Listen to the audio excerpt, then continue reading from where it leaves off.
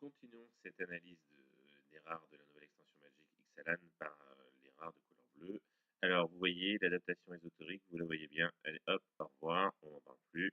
La saboteuse audacieuse, qui est une pirate quand même assez intéressante parce que c'est une 2-1 pour 2, qui est correcte, et si on paye 3, on peut lui coller l'imbloquabilité, donc elle peut traverser l'adversaire, et quand elle touche l'adversaire, on va se looter de 1, donc piocher une carte et se défausser d'une carte. C'est sympa, il y a tout dessus, mais ça coûte trop cher. Ça coûte trop cher pour trouver une place. Et dans quel deck? Dans un deck aggro qui va attaquer? Ok, est-ce qu'on va vraiment payer à chaque fois 3 pour qu'elle soit imbloquable?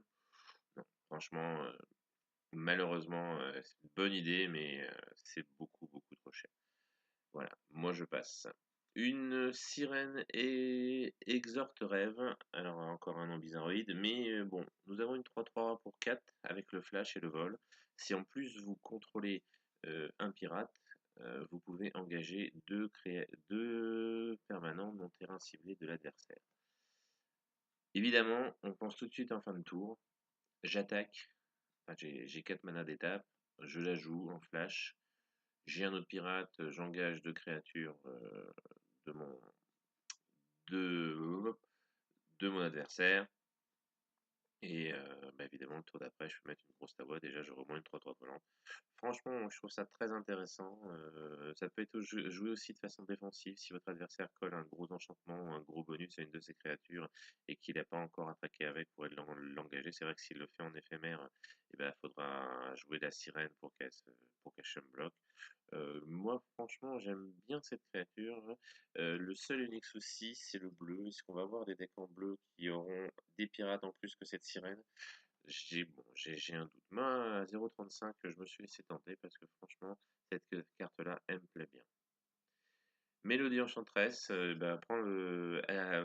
va acquérir le contrôle d'une créature adverse, 2 mana plus le coût de la créature. C'est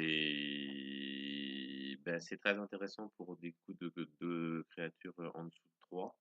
Au-dessus de 3, ça devient beaucoup trop cher, ce mode d'acquisition de créatures, et on a beaucoup mieux dans le format, dans l'extension précédente, l'âge de la destruction, avec, je sais plus comment ça s'appelle, la carte Kelnet, là, en bleu également, qui pour 4 permet de prendre le contrôle d'une créature, mais par contre, vos terrains ne se dégagent pas au tour d'après.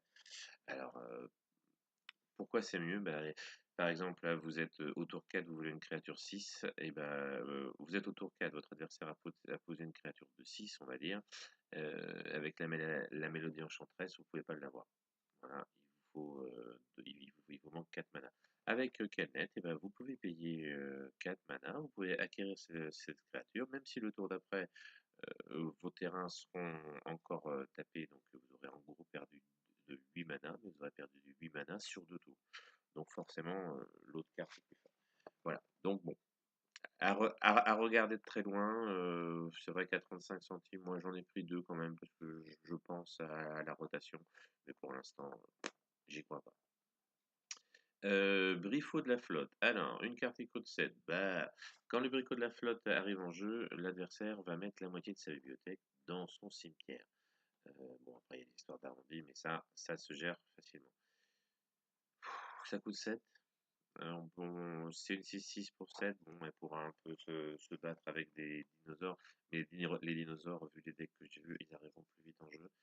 Que l'adversaire mette la moitié de sa bibliothèque dans son cimetière, ça peut être intéressant. Mais il faudra que le briffaut touche au moins 2 ou 3 fois pour que la bibliothèque soit conséquente et qu'on puisse tuer à la meule. C'est pas une carte qui peut tuer à la meule toute seule. Elle n'a pas de protection, rien. Ça coûte une blinde. À oublier directement. Alors, héros des ruisseaux secrets. C'est c'est un ondin pour 4 qui est de 3 et qui va rendre imbloquable toutes vos créatures avec un jeton. Alors, s'il y a bien une tribu qui nous rappelle les temps anciens, évidemment, c'est les ondins. Elle se débrouille pas si mal que ça en standard. On avait arrivé des premiers decks en moderne ondin avec un bout de couleur verte pour à rajouter une ou deux petites créatures dont je vous en parlerai peut-être plus tard, voire même je ferai peut-être un article parce que Ondin, ça nous rappelle toute notre jeunesse quand on a commencé à Magic. Est-ce que cette carte passera le TOS?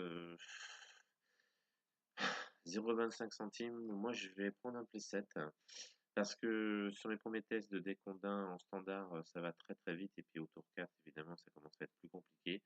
Mais on a beaucoup de créatures avec l'explore. Alors si mes souvenirs sont bons, l'explore ça met un jeton plus un plus un. On a beaucoup de sorts qui permettent des jetons plus un plus un. On a un taurin qui, bon même pour 4 d'accord, peut prendre un jeton plus un plus un. Donc ça peut-être, franchement, ça peut vraiment, vraiment être super intéressant. Par contre, je trouve que ça coûte un peu cher, hein. Je vais vous dire honnêtement, je trouve que ça coûte un peu cher. Et bon, ça ira pas en moderne, c'est sûr. Mais en standard, franchement, c'est à tester. Et pour l'instant, je teste. Donc, on en reparlera sûrement dans un autre article. Une légende en bleu et une légende Poscaï, donc un andin. Ça vous fait un peu penser à Kira, grand fêleur de verre, et vous aurez pas tort. Bon, sauf qu'il lui manque le vol, donc pour venir aider en attaque, ça sera compliqué, hein. Il n'y a pas de capacité d'évasion. Euh, Par contre, ça va vous protéger tout le banc de poissons. À savoir, si votre adversaire lance un sort qui cible un ondin, il devra payer 2 de plus. S'il a une capacité qui cible un ondin, il devra payer 2 de plus. Donc, lancer un Lightning Strike, l'ancienne foudre avec qui coûte 1 de plus, donc mettre 3 dégâts à un poisson, maintenant ça coûtera 4. Ça peut forcément être une super idée si un deck ondin voit le jour, c'est clair. Voilà. Après, ça reste une légendaire, donc on n'en mettra pas 4 dans notre deck. Et puis pour l'attaque, une 2-2 pour 3, c'est un peu moyen. Et puis surtout, et c'est pour ça que ça manque une capacité d'évasion. Donc Kira a encore de grands jours de bons jours dans le moderne. Même si, soyons clairs, contrecarrer le premier sort à chaque tour qui vise une créature, c'est fort. Mais rajouter 2, je pense que c'est quand même plus fort de faire payer 2 de plus par converti de mana. Par exemple, un Fatal Push, si vous voulez en jouer 2 de suite, vous perdez le premier, il y en a un qui passe. Par contre, avec Kira, par contre, avec Kopala, si vous en jouez 2 de suite, ça vous coûte 6 mana. Donc, déjà, c'est. Ouais. Moi, à surveiller. Personnellement, j'ai pas encore investi. Je regarde la cote qui est tombée tout doucement. Vous voyez, apparemment, il en reste pas mal en stock. Donc, c'est le genre de carte où je vais laisser traîner, mais je pense que j'en prendrai un ou deux un jour. C'est vrai qu'un 50, bon, si ça remonte, bah, je le fais un peu mauvaise. Mais bon, écoutez, il y a tellement. C'est magique, hein, on connaît tous le côté spéculation. Alors, ce blâme du fleuve. C'est un rituel quand même assez intéressant qui pourrait vous annoncer une fin de game, à savoir bah, vous attaquez, et puis bah, pour 6 vous renvoyez tous les permanents non terrain de l'adversaire ciblé dans les mains de leur propriétaire. Franchement, oui, c'est une fin de game en bleu. Si on arrive à faire voilà, un petit deck aggro en bleu, c'est sûr. Moi, je trouve que dans ce que je teste, il y a mieux. Il y a mieux. Notamment, bah, pour moi, un deck en bleu sera forcément ondin. Je ne vois pas trop comment faire autre chose.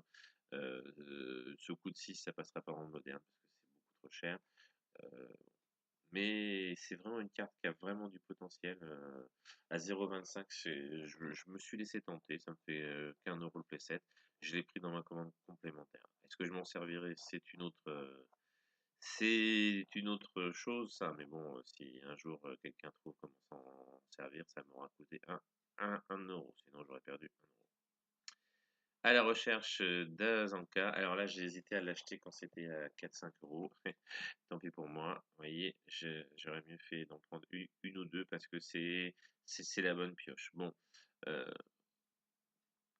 qu'est-ce qu'elle nous fait? Qu'est-ce qu'il nous fait? C'est des enchantements légendaires qui se transforment en terrain. Et ben, au début de notre entretien, on regarde la carte dessus de notre bibliothèque. On peut la mettre dans nos cimetières. Et dès qu'on a cette carte dans notre cimetière, et ben, on peut retourner et transformer cet enchantement dans un terrain qui s'appelle Azanka les ruines englouties. Et qu'est-ce qu'il va nous faire ce terrain? Et ben, il va nous faire creuser pour 3. On va creuser gratuitement autant qu'on veut. Regardez les 4 cartes du dessus de votre bibliothèque. Vous pouvez révéler une carte non créature non terrain parmi elles et la mettre dans votre main et mettez le reste en dessous de votre bibliothèque.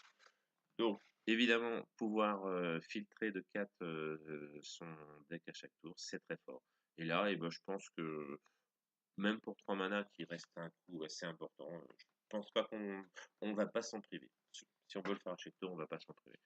Cette carte est apparu dans pas mal de decks suite au premier gros tournoi où Ixalan est illégal. Euh, Ça sera clairement un spoiler de l'extension. Et nous terminerons par une flouterie de sorts qui est un contre-sort pour 5 qui va nous créer 3 jetons, qui va nous créer autant de jetons artefacts que le coût du sort contré. Euh, il y a deux choses qui me gênent. Ça peut être intéressant de le jouer en fin de partie sur un gros sort adverse, c'est sûr. Mais qu'est-ce qu'on aura à faire d'avoir énormément de mana en fin de partie? Peut-être pour jouer un gros sort d'entrée, mais bon, quand on est déjà à 5 mana, qu'est-ce qui reste comme gros sort à jouer? Bon, mais vous avez compris, je n'y crois pas du tout.